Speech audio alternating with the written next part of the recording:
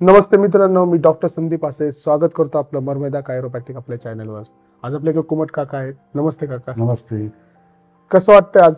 आज मला 5 दिवसामध्ये भरपूर फरक पडलाय. म्हणजे काय काय चेंजेस झाले? म्हणजे मला जवळजवळ 2 सेकंद उभा राहू शकत नाही, 2 मिनिटं उभा राहू शकत नाही. आज मी 5 ते 10 मिनिटं उभा राहू शकतोय. ओके. आणि चालताना जडपणा थोडाफार कमी पडलाय मला सर. थोडं कॉन्फिडन्स वाढतोय. कॉन्फिडन्स वाढतोय माझा. बरं हे त्रास किती दिवसापासून होता? हे त्रास मला 4-5 महिन्यापासून होता. मी पहिले ॲक्युप्रेशर केलं, पण त्याच्यात मला काही जरा नाही वाटलं काही. मला इथला आपल्याकडून एक रेफरन्स मिळाला पेशंटकडून, म्हणून मी इथं आलो. बरं. तेव्हापासून मला इथे व्यवस्थित वाटतंय. सगळा स्टॉप बी चांगला आहे आपला. सगळ्याकडून सहकार्य भेटतं, सगळं समजून सांगतात. म्हणजे आम्ही व्यायाम दिले ते तुम्ही आता घरी करा? आम्ही घरी करतो. बरं, चांगली गोष्ट आहे. 2-3 व्यायाम दिले आहेत. 2-3 व्यायाम माझ्याकडून घरी होतात रोज. दिवसातून 2-3 वेळा मी व्यायाम करतो. हा त्रास जर असा म्हणजे मला असं वाटत नव्हतं का मला हा त्रास असा आहे. मी पेन किलर खात होतो.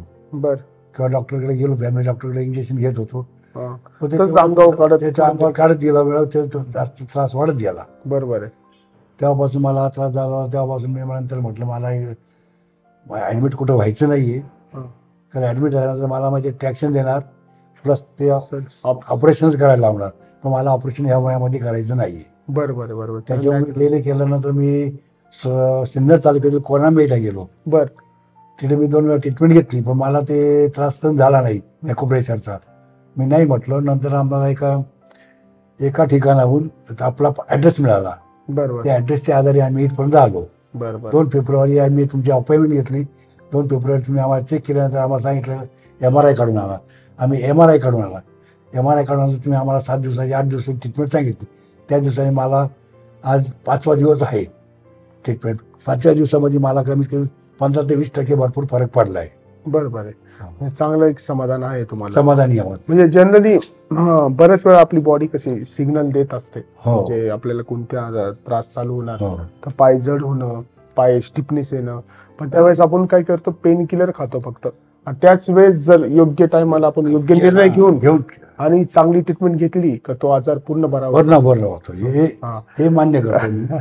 त्यावेळेस आम्हाला आमच्या फॅमिली डॉक्टरने म्हटलं होतं का दुसरी बाजू सुद्धा होऊ शकते, पण ते आम्ही लक्षात घेतलं नाही. बरोबर आहे. आणि अंगावर जास्त झाल्यामुळं थोडा त्रास झाला. वाटला.